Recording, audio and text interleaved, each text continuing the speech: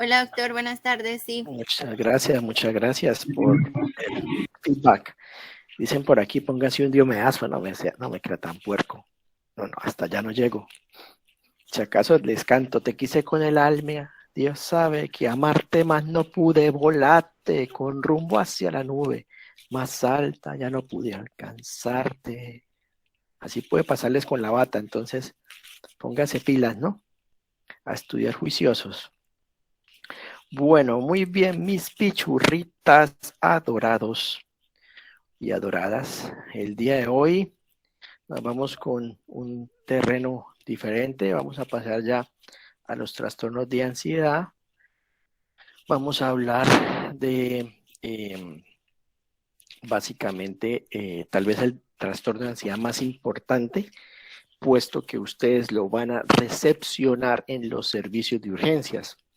Y es una patología que se tiende a confundir de manera frecuente con condiciones, pues con otras condiciones de salud mental, pero también confundir con condiciones orgánicas. Y es en este escenario en el que volvemos a hacer énfasis de nuestra gran premisa en la que hemos venido trabajando todo el semestre, y es que todo paciente psiquiátrico es orgánico hasta que se demuestre lo contrario, ¿no? Entonces,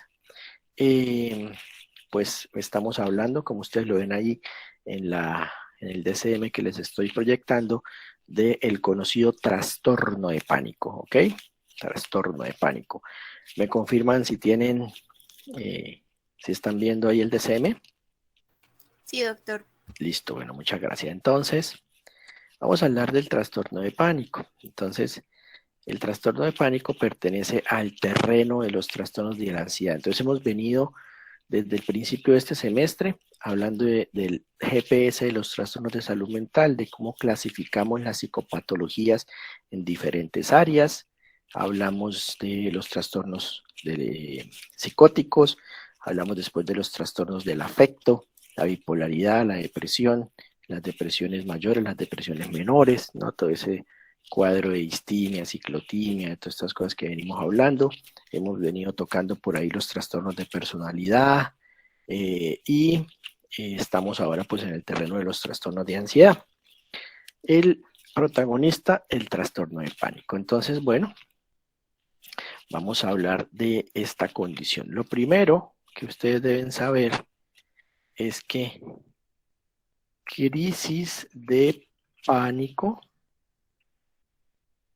no es igual a trastorno de pánico. ¿Listo? Ese es el primer concepto que ustedes deben tener claro. El primer concepto que deben tener claro es que crisis de pánico no es igual a trastorno de pánico. Así como crisis, ¿cierto? Maníaca no es igual que automáticamente, no es que uno de una vez, o mejor dicho, crisis hipomaníaca para no ponerlo tan confuso. Una crisis hipomaníaca, por ejemplo, no es igual automáticamente a un trastorno bipolar, sino que uno analiza, ¿no? Bueno, a ver, había un episodio depresivo y según eso uno coloca ahí el diagnóstico, ¿no? Algunas veces sí hacemos diagnósticos directos, pero en general lo que les quiero decir es que uno primero mira una condición y si se cumple como esas características sindromáticas, uno ya se lanza a pensar si se cumplen unas condiciones para hablar de un trastorno. Entonces, crisis de pánico no es lo mismo que trastorno. Esa es la primera gran cosa que necesito que tengan clara. Levanten la manita las personas que alguna vez en su vida han sufrido alguna crisis de pánico. Pongan ahí por el chat, yo. Escriban quiénes, empiezo yo. Mira, aquí dice Angie ha tenido crisis de pánico. ¿Quién más? Angie, allá Angie, Brian, Rosana, María Isabel y Omar. Ajá, exacto. Bueno, muy bien. Entonces, lo primero que deben tener presente al abordar este terreno del trastorno de pánico es que la crisis de pánico es una reacción ansiosa que hasta el 20% de los seres humanos vamos a tener alguna vez en la vida, con desencadenantes o sin desencadenantes. Es decir, yo puedo estar tranquilo, yo puedo estar aquí sentado sin ningún problema, dictando la clase, y de un momento a otro me invaden los síntomas de la crisis de pánico, ¿sí? Los que están muy en el terreno de la psicología empezarán a buscar los porqués, ¿no? Bueno, eso es que tú estabas pensando en algo que te estresaba, eso te estaba angustiando y por eso te dio la crisis de pánico, pero no necesariamente. Hay gente a la que le da la crisis de pánico de la nada, sin ninguna razón. Crisis de pánico sin desencadenantes, sin desencadenantes. Y en otras ocasiones, las crisis de pánico tienen un desencadenante. Algo ayuda a que esa crisis se precipite. De las personas que compartieron sus experiencias de haber sufrido una crisis, ¿algunos de ustedes creen que tuvo algún desencadenante, alguna situación estresante que la puedan compartir? Sí, porque no, es que estaba en el motel y no se me paró, entonces como que no nos comente esos detalles, ¿no? Entonces, alguien que pueda comentar así, ¿no? De los que les han dado crisis de pánico, ¿qué desencadenante pudo haber tenido? A ver si alguien anota por ahí. Los parciales, exacto, entonces sí, pasa mucho, ¿no? El estudiante en medio del parcial hace crisis, ¿no? Deja sudar y se pone mal y el parcial se bloquea. El último parcial de morfología, ok, sí, ahí puede pasar, sobre todo cuando usted viene una noche donde no descansó, pasó en blanco, se metió 10 Coca-Colas, 1 litro de tinto, entonces pues seguramente todo eso lo pone así como muy proclive a una crisis de ansiedad. Entonces, bueno, así como decíamos que había unas reacciones emocionales normales a situaciones de la vida cotidiana que constituían lo que llamábamos la reacción de ajuste, ¿sí? Así también algunas veces ante unas situaciones estresantes una persona puede responder con crisis de pánico, ¿sí? Vive 100, Red Bull, exacto, se mete en toda esa vaina y eso hace que estén más propensos a desarrollar una crisis de pánico. Entonces, las crisis de pánico son unas experiencias ansiosas muy fuertes, muy extremas, que parecieran que entran automáticamente en el terreno de lo patológico, pero no necesariamente. Entonces, uno puede tener crisis de pánico en algún momento de su vida, incluso varias veces en algunos distintos momentos de su vida, y no necesariamente eso es anormal, no necesariamente eso se vuelve un trastorno.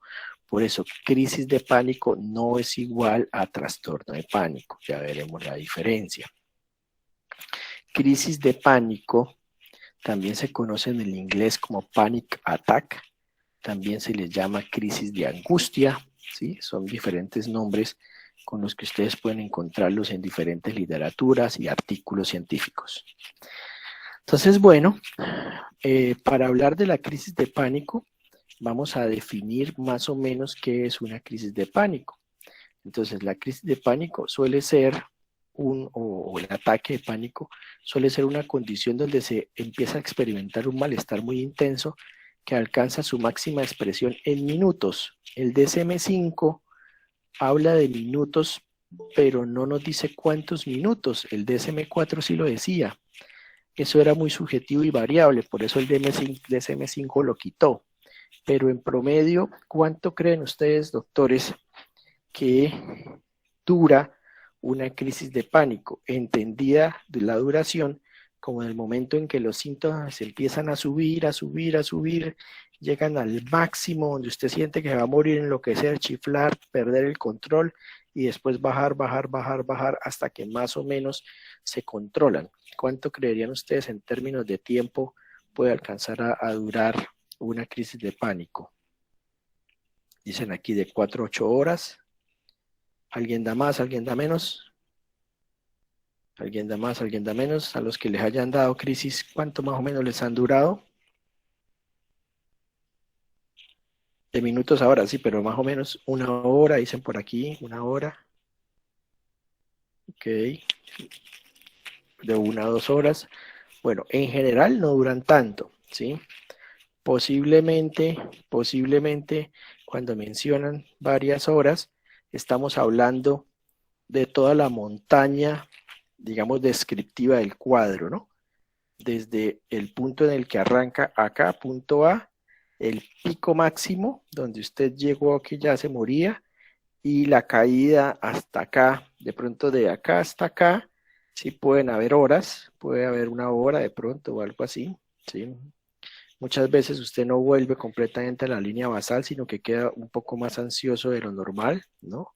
Por eso la sensación de que se prolonga mucho tiempo es lo que la gente puede a veces describir, pero normalmente es un pico muy grande, fuerte, que está alrededor de los 15 minutos, ¿no? Usted empieza a subir, a subir, a subir, entre 10 y 15 minutos llega al punto de más desesperación y cuando viene toda esa descarga de adrenalina, de cortisol, usted está terriblemente mal, ¿sí? Dura realmente muy poco, unos pocos minutos, 3 minutos, 5 minutos máximo, y después empieza a bajar, a bajar, a bajar, a bajar, ¿sí? Entonces realmente una crisis de pánico no se prolonga tanto en el tiempo. ¿Qué creerían ustedes, doctores, que pasaría si la crisis de pánico se prolongara por horas? ¿Cuál creen ustedes que sería la consecuencia para la salud de una persona si una crisis de pánico se prolongara horas? O sea, si usted se quedara allá arriba horas. Infarto. Un infarto, dicen por acá. No, usualmente no se llega, no logra causar un infarto, pero sí logra que la persona se pueda llegar a autolesionar, ¿sí? Entonces las crisis de pánico hay que tenerlas en cuenta como también potenciales causas de generación o de inducción de suicidio, ¿sí? Si la persona llega a tener una crisis de pánico estando en un último piso de una edificación que no tiene mucha protección, perfectamente podría llegar a saltar. Entonces, las crisis de pánico por eso son tan horribles, porque pueden llegar a ser, a llegar a generar en las personas incluso cuadros autolesivos. Afortunadamente, lo que hace que no llegue a ser así es que suelen ser muy autolimitadas. O sea, es horrible, la sensación es inmunda, la persona se dispara en unos pocos minutos a una ansiedad tenaz, pero cae, ¿sí? Entonces, eso es lo que hace que no estemos escuchando todo el tiempo que hay suicidios por crisis de pánico y que lo que más se piense la gente que está asociado a el suicidio es el consumo de sustancias y los estados depresivos. Entonces, esa forma de presentación de la crisis de pánico es lo que hace que la gente pueda experimentarla y que sea fea, pero sin llegar a morirse o a matarse o a causarse daño. Bueno, en ese periodo se producen 4 más de los siguientes síntomas y van a mirar ustedes el chorrero. Mire, son 13. Como dirían cuando yo estaba en el colegio, aquí las tengo, ¿no? Entonces, son 13 síntomas que, acuérdense del aquí las tengo para que no se les olvide que son varios, los que están presentes en la crisis de pánico. Al igual que nos pasó cuando mirábamos lo de la tusa, vamos a mirar acá que estos síntomas nosotros los hemos tenido ante respuestas ansiosas normales. Entonces, primer síntoma, palpitación, golpeteo del corazón, aceleración de la frecuencia cardíaca, ¿sí? Eso lo sentimos cuando nos van a hacer una pregunta oral en rotación, ¿cierto? Cuando va a presentar un paciente en rotación, uno le alcanza a dar ese susto cuando va a hacer una exposición, ¿no? Eso puede pasar. Sudoración, algunos más que otros. Esta diaforesis palmar, por ejemplo, yo vivo con diaforesis palmar permanente. ¿Alguien más ahí que escriba? Que a quien más le suban las manos así como, puta, como si estuviera deshidratando por las manos. No, nadie. Me dejaron solo, me abandonaron. A nadie más le sudan las manos. Ah, bueno, bien, Santiaguito, gracias por apoyarme. Sudoración de las manos, eso es muy frecuente cuando uno está ansioso. Temblor o sacudidas, a Angie también le pasa, ok. temblores o sacudidas, uno empieza a sentir como brinquitos, a veces son como casi que fasciculaciones, ¿no? De la ansiedad que uno siente, o la clásica persona que sale a exponer, ¿no?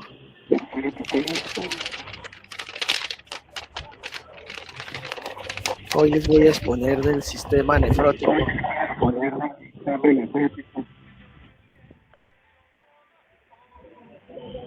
Ok, que les vamos a exponer del síndrome nefrótico, ¿sí? Y entonces, sí, o cual Sebastián Yatra cantando en los Óscares, ¿no? Sí. Dos oruguitas enamoradas van por el mundo como si nada, ¿sí? Entonces, se pone así nervioso y pues la gente tiembla, ¿no? Temblor o sacudidas. Otra síntoma que describe la gente cuando está ansiosa, ya no en un contexto tan normal de ansiedad, sino ya en un contexto más hacia el pánico, es la sensación de dificultad para respirar o asfixia. Entonces, las personas que le van a llegar a ustedes a los servicios de urgencias en crisis de pánico, parte de lo que van a decir es que tienen disnea, ¿sí? Que no puedo respirar, el aire me falla, el aire no me entra, la respiración me falla. Y lo que puede llevar el no respirar bien a estas personas es que hagan que doctores, no sé si lo hayan visto de pronto en servicios de urgencias, cuando han llegado gente así ansiosa. La bolsa. Se hiperventilan. Esa hiperventilación empieza a barrer mucho CO2 y empieza a haber toda una alteración de la contractibilidad muscular y entonces se tuercen, ¿no? Ay, no. Entonces ahí es donde les recomiendan colocar una bolsa, como dicen en los aviones, cubriendo nariz y boca y respire normalmente. Entonces, hacer que recircule ese CO2, que no se barra tanto, ayuda a veces a disminuir esa tendencia a la, me olvidé ahorita la palabra, ¿cómo fue? La hiperventilación, que se tuerzan por la hiperventilación, ¿listo? Entonces, mucha gente en crisis de ansiedad dice que siente dificultad para respirar o se está asfixiando. Lo mismo, pues va de la mano la sensación del ahogo. Otros dicen que sienten presión en el pecho, sensación de que algo les está atravesando el pecho y que posiblemente el corazón se les va a detener. Hay un temor muy grande a sufrir un infarto, un derrame o una condición así extrema, ¿no? Si usted es médico, pues está más propenso a tener más ideas catastróficas, ¿no? ¿Será que tengo un tromboembolismo pulmonar, por ejemplo? Entonces, eso de ser médico a veces no ayuda cuando uno tiene pánico, ¿no? Porque sería un buen estudio, ¿no? Prevalencia de las crisis de pánico en los entornos médicos y cómo el conocimiento de las condiciones fisiopatológicas aumentan la experiencia angustiosa de que algo malo va a pasar. Mira, anótenlo ahí para una posible investigación a los que les gusta. Bueno, hay también a veces náuseas o malestar abdominal, entonces como dolores, ¿sí? Y algunas veces cuando es demasiada la ansiedad, ¿qué creen que le pasa a la gente, doctores? ¿Te han escuchado esa frase de me cagué del susto? Ajá, exacto. La doctora Diomar Juliana, ajá. Exacto. La doctora Diomar Juliana desde Chitagá, ¿es que es? ¿De dónde es que es? No, el Cerrito. Desde Málaga. De Málaga, eso, de Málaga. Ok. Desde Málaga con amor. Pierde el control de los esfínteres, exacto. Entonces, por eso, ustedes han visto esas películas donde pasa algo muy terrorífico, muy asustador, ¿no? Sale Jason con la motosierra al punto de cortarle la cabeza a alguien, así en sentido coronal, ¿no? Sagital, perdón. Y entonces el protagonista no le muestra la cara, no le muestran los pies y se ve el charquito de miaos, ¿no? Listo. también puede pasar por el otro esfínter, pero eso es un poco más grotesco. Entonces, por eso es que a veces dicen, no, se cagó el susto, porque exactamente se relaja el esfínter de tanta tensión que llega a veces a sufrir la persona. Pero pues sin llegar a tantos extremos, cuando uno está en una experiencia asustadora como un examen o un parcial o oral o, bueno, verbal, porque oral suena feo, o una evaluación así verbal, pues se le puede dar un poquito de churria, ¿no? Qué pena, profe, voy al baño un momento. Otro síntoma de las crisis de ansiedad, lo he visto en muchos pacientes, es la sensación de mareo, inestabilidad, aturdimiento o desmayo, o sea, como una sensación lipotímica, como que el paciente siente que se va a desmayar, como que el paciente se va a ir, ¿no? O sea, ya se le van a ir las luces, o también que se va a ir de bruces, que se va a tropezar y se va a caer, que no va a lograr estar en pie. Muchas veces eso no pasa, ¿sí? Pero el paciente sí tiene ese temor. Esto va de la mano con el punto 11 que estamos viendo acá, de realización y despersonalización que en algún momento habíamos hablado. Entonces, la persona siente como que el mundo a su alrededor no es real, como que es una película, un sueño, o que uno se está saliendo del cuerpo, como que uno se está desdoblando, ¿no? Así como el Doctor Strange cuando le dan el golpe así, le sacan el alma, que queda así flotando, una cosa así, ¿no? Como difícil de explicar. También se puede sentir escalofríos o sensación de calor en diferentes lugares del cuerpo. Entonces puede usted sentir frío en las manos, pero calor en el tórax, frío en la nariz, pero calor en los ojos, oleadas de calor o frío que le suben y le bajan por el cuerpo. Todo eso se puede sentir en las crisis de ansiedad. También aparecen parestesias, ya ustedes conocen mejor el concepto, pero pues a la gente a las personas que no son profesionales médicos, es más fácil decirles, ¿no? Hormiguimientos, que sienten hormigueos, ¿no? En los dedos o en algunas zonas del cuerpo. O si vos sos de Ocaña, entonces, que doctor, a mí cuando me coge la ansiedad me se duerme la cabeza, o me se duermen los pies, o me se duermen las manos. ¿Sí? Entonces, esa sensación de adormecimiento, de que se le duermen las manos, los pies, la cabeza, también puede estar presente. Miedo a perder el control o volverse loco, ese es uno de los síntomas cognitivos que nos ayuda a veces a diferenciar cuando no tenemos paraclínicos. Si yo estoy en San Juan de los Canasticos, ¿sí?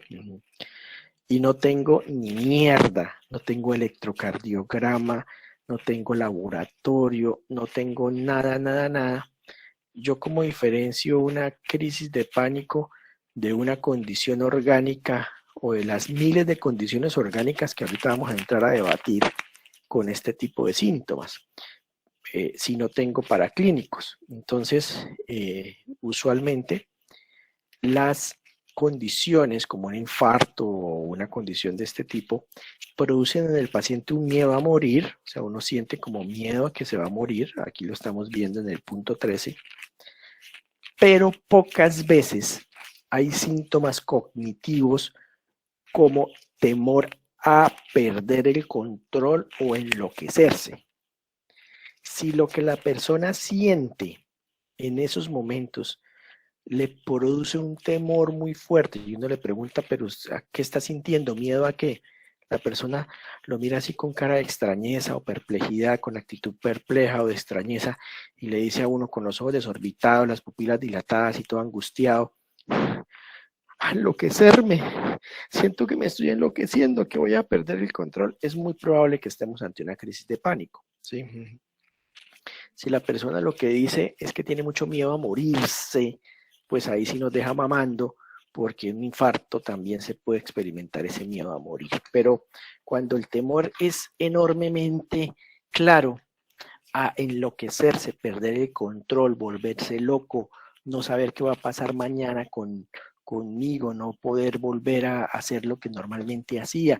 Cuando es ese tipo de temor, uno puede tener más orientación clínica a pensar de que se trata de una condición psicógena, ¿sí? Más que una condición orgánica. Bueno, doctores, me imagino que ustedes viendo estos 13 síntomas, entonces empezarán ya a entender por qué les decía que si con la psicosis en un adulto mayor yo les decía tanto, es todo paciente psiquiátrico es orgánico hasta que se demuestre lo contrario. El trastorno de pánico creo que es el rey de las patologías psiquiátricas a las que ustedes están enfrentados como grandes detectives del descarte del orgánico. ¿Listo? Y ese es el ejercicio que vamos a hacer ya para terminar hoy, para no quitarles tanto tiempo de su estudio, para pediatría, estudien vagos. Empecemos a mirar con esta serie de síntomas. ¿Qué es lo primero que usted, cuál es la primera entidad que piensa y que debe descartar? A ver, entonces, usted llega a un paciente de urgencias con cara de loco, pinta de bazuquero, lo que usted quiera, pero en crisis de pánico con todos estos síntomas, usted tiene el deber médico, ético, de pensar antes que cualquier cosa psiquiátrica que este paciente, ¿qué le está pasando? Primer diagnóstico diferencial. Bueno, sí, la abstinencia es uno, pero me refiero, bueno, aquí puse yo, sí, tiene razón la doctora Juliana, la confundí porque dije que era bazuquero. Me estoy refiriendo a un paciente X, sí, ya, no necesariamente asociado al consumo. Un paciente, así como yo, con una camisa más o menos decente, les llega a urgencias con síntomas de pánico. Sí, todos estos síntomas, usted lo primero que piensa es este paciente que le debo descartar desde lo orgánico, ¿no? Ojo, desde lo orgánico, listo. Entonces ahí ya empezaron a aparecer las primeras, listo, estamos de acuerdo. Entonces lo primero que usted como médico general tiene que pensar es que ese paciente, listo. Eso es lo primero que usted piensa, lo primero que le llega a su cabeza, porque es que la crisis de pánico no lo va a matar, ¿sí? La crisis de pánico no le va a generar ningún problema. La crisis de pánico no tiene la potencia para terminar generando complicaciones cardiovasculares, aprovechando un poco el comentario que hacía ahorita la doctora Angie. Un paciente con pánico, por más pánico que tenga, la descarga de neurotransmisores que está generando la crisis de pánico, a no ser que tuviera una condición demasiado particular, nunca va a ser tan fuerte para poder inducir un problema cardiovascular. O sea, un paciente con crisis de pánico no se va a infartar, ¿sí? Pero un paciente con infarto, al que yo no evalúo bien, como lo he visto en algunos casos, y lo paso para psiquiatría diciendo que es una crisis de pánico, en la unidad de psiquiatría se me infarta y ahí sí se murió, ¿sí? Pues hace paro y ahí sí se murió, ¿sí? Entonces, siempre, lo primero que vamos a descartar en este paciente es una de las primeras condiciones que tenemos que descartar, es la posibilidad de que tenga un síndrome coronario agudo, como ponían por acá, un infarto agudo de miocardio, efectivamente. Y pues ustedes ya harán los exámenes que más que yo, ya ustedes los deben tener muy claros, ¿no? Su electrocardiograma, sus enzimas de rigor, todo lo que se estudia para, digamos, el síndrome coronario agudo. Porque vamos a primero a pensar en las cosas que son potencialmente letales, listo. Entonces, pensamos primero en este paciente, antes de pensar que es un paciente psiquiátrico, vamos a considerar que es un paciente que puede estar infartado, listo. Segunda condición potencialmente letal que tenemos que descartar en este paciente porque también puede darle todos estos síntomas. ¿Qué otra cosa? A ver.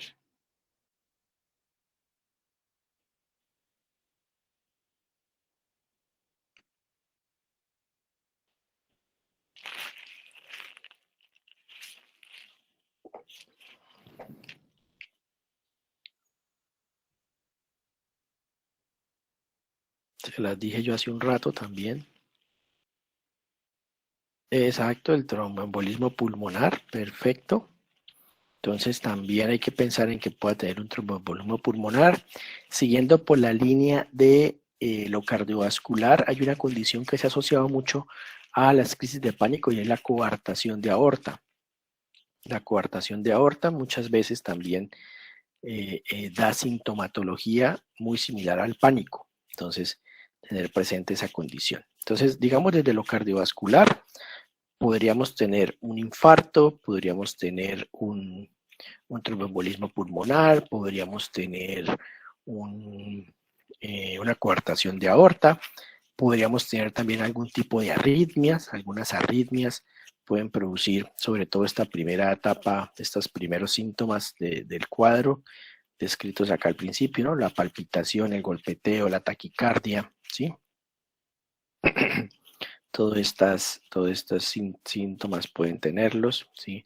A veces el paciente puede tener ciertas tendencias a lo que son los síncopes vasovagales. Muchas veces no se genera completamente el síncope, no se alcanza a perder la conciencia, quedan ahí como a mitad camino, con lipotimia. Entonces, cosas como esa línea es lo que a nivel cardiovascular se puede uno pensar y tiene uno en cuenta. Bueno, aquí la doctora Angie propone otra condición que también se debe tener en cuenta y es el que los síntomas de la crisis sean inducidos por sustancias, ¿cierto?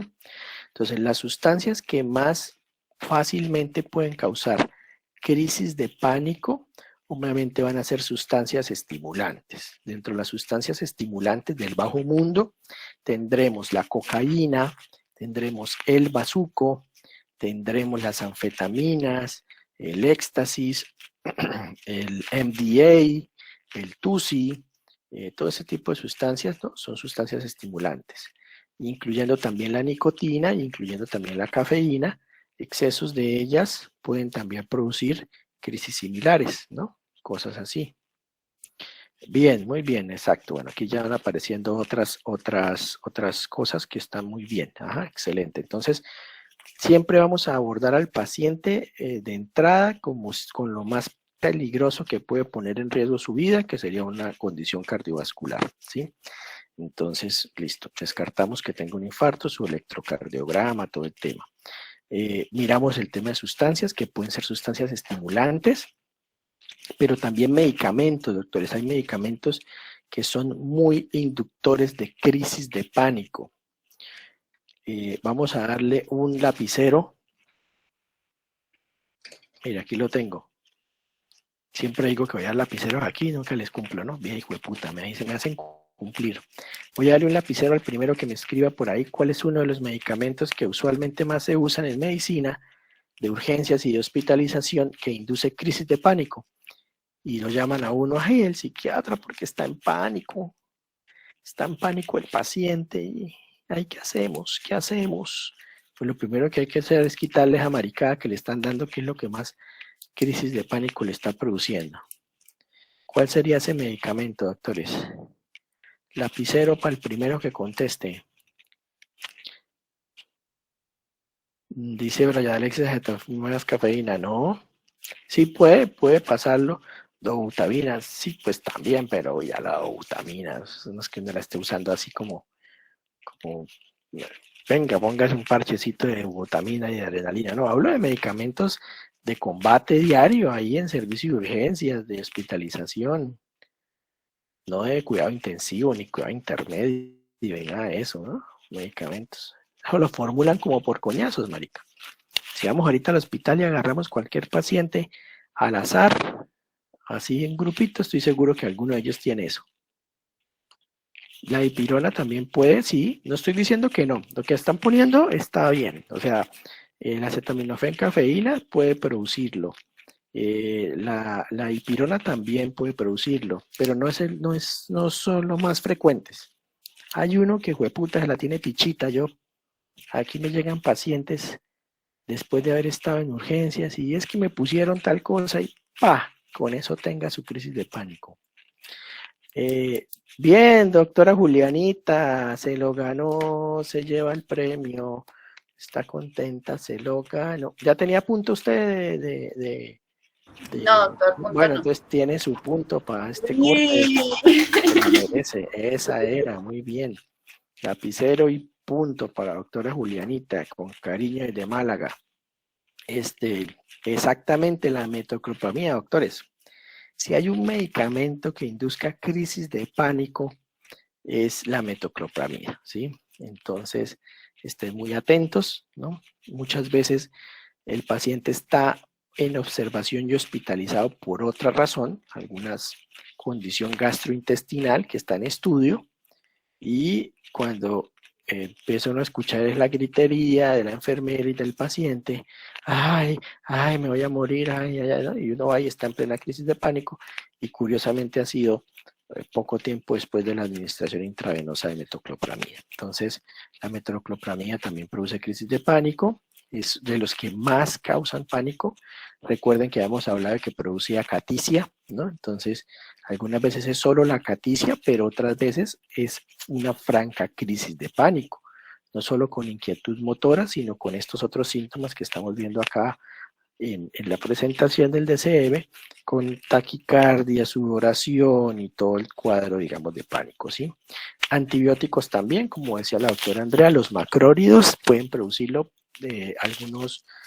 algunos nitroimidazoles, como el metroimidazol, el fluconazol y esos.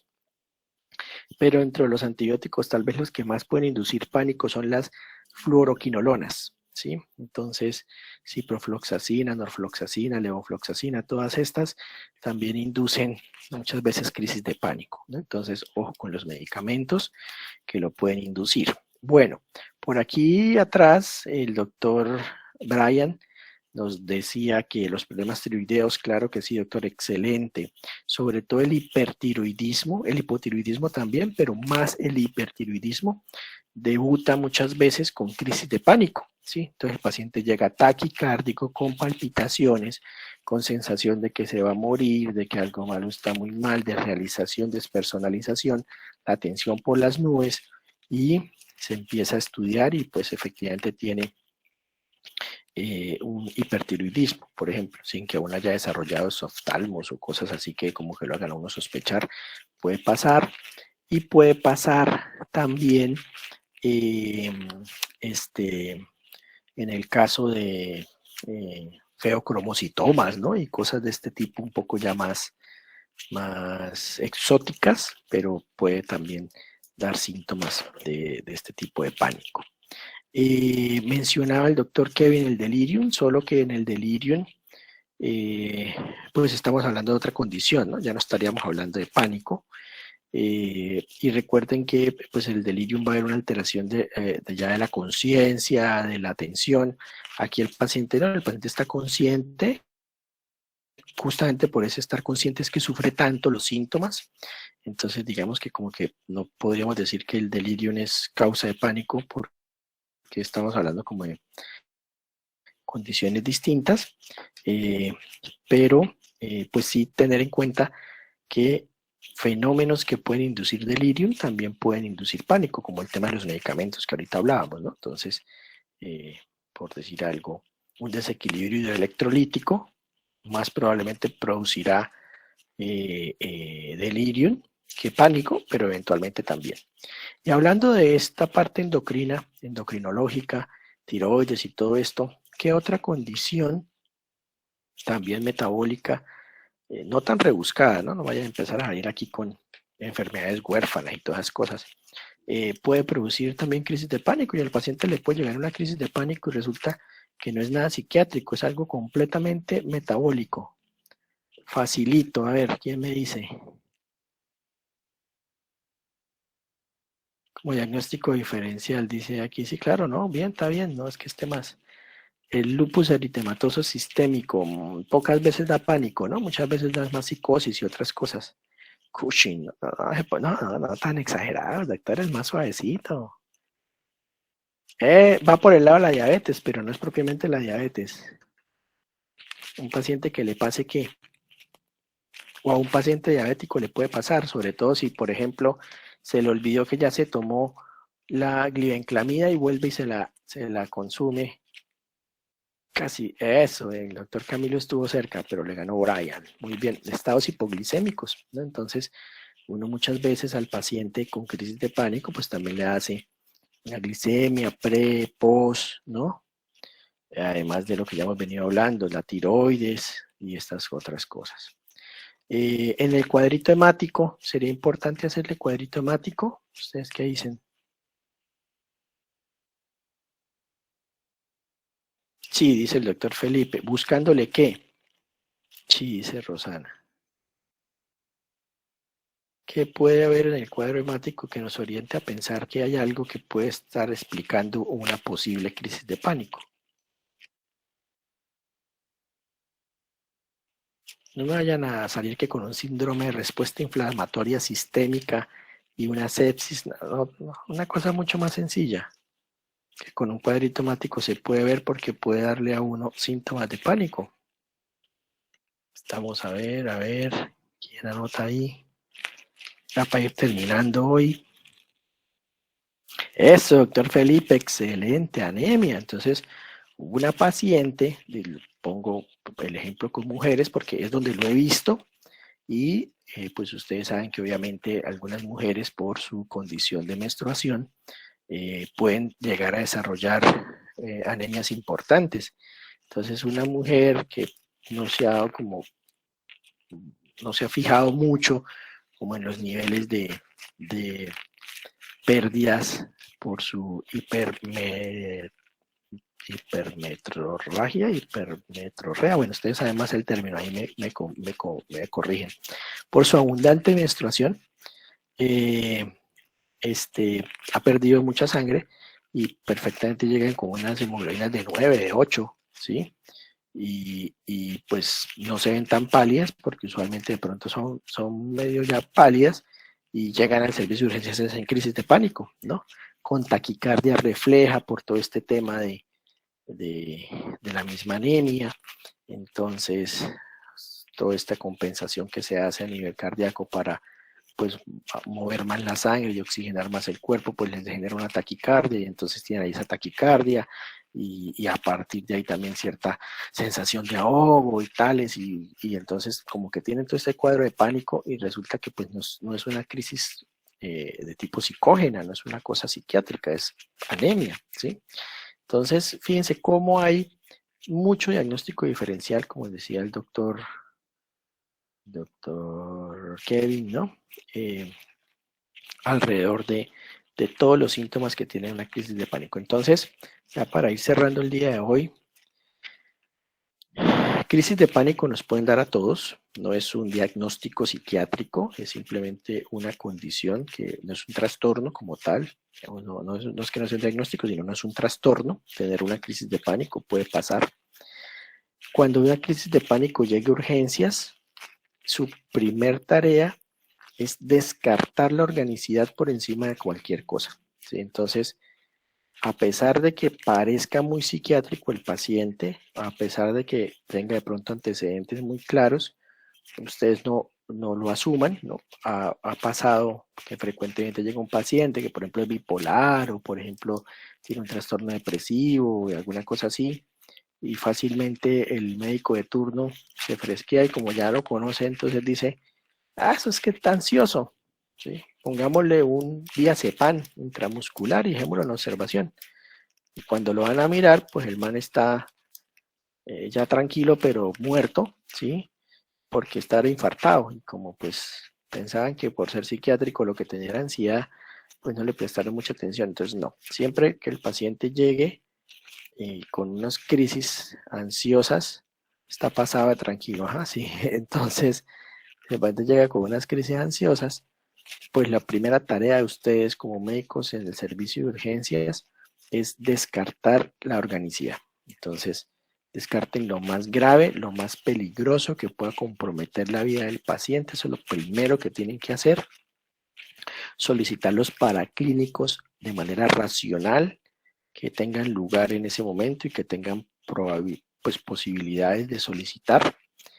Y una vez todos esos exámenes estén negativos, todos esos exámenes nos den la tranquilidad de que el paciente no tiene una condición orgánica, es cuando empezamos a considerar que efectivamente lo que el paciente presentó fue una crisis de ansiedad o una crisis de pánico y pasaremos a darle el manejo correspondiente, que será lo que veremos después de comerciales. Entonces, la idea es que Dios mediante el jueves, ¿no? Después de esa situación panicosa a la que se van a enfrentar, pues hablemos un poco de cuál sería el manejo del paciente con la crisis de pánico, cuyo primer y más importante abordaje es esto que vimos el día de hoy, el enfoque que le vamos a dar. Entonces, paciente con síntomas, con cualquiera de estos tres síntomas o este grupo de síntomas, más bien, no cualquiera, pero sí todo este grupo de síntomas que llega al servicio de urgencia, que uno piensa, oiga, ¿será que tiene pánico? De hecho, pues mi enfoque como psiquiatra siempre es así, o sea, un paciente a mí me dice, no, es que llegó con taquicardia, sudoración, angustiado, pues yo una vez digo, ¿será una crisis de pánico? ¿Cierto? Obviamente, por ser psiquiatra, ese es mi pensamiento, digamos, como automático, pero se me prende de una vez la alarma médica, porque antes de ser psiquiatra uno es médico, y digo, espere, ¿no? Ojo, entonces, primero es hacer toda esta serie de cosas. De hecho, en mi consulta, casi siempre los pacientes que me llegan ya para valoración y manejo suelen venir con una carpetada de exámenes, ¿sí? Que han hecho colegas médicos generales como ustedes, ¿sí? Muy bien, con muy buen criterio y no han encontrado un toche. Entonces, al no encontrar nada, pues entonces como que se reafirma la posibilidad de que sí sea una crisis de pánico, un posible trastorno de pánico, y en consecuencia, entonces, pues ahí sí ya vienen con el especialista para que decidamos como cuál es el mejor tratamiento para hacer. Pero entonces tengan presente, doctores, que su tarea, la más importante, ya le hemos hablado todo el semestre, es descartar la organicidad. Es decir, cuando ya vaya al especialista, pues que tenga todos los exámenes. No es que le manden la crisis así de pánico cruda al especialista para que uno sea el que tenga que pedir el electrocardiograma y putear entonces al interno por no estar haciendo lo que tiene que hacer. ¿Listo? Bueno, doctores, hasta ahí preguntas, dudas, inquietudes que no tengan que ver con manejo o cosas así, porque eso pues lo vamos a ver después.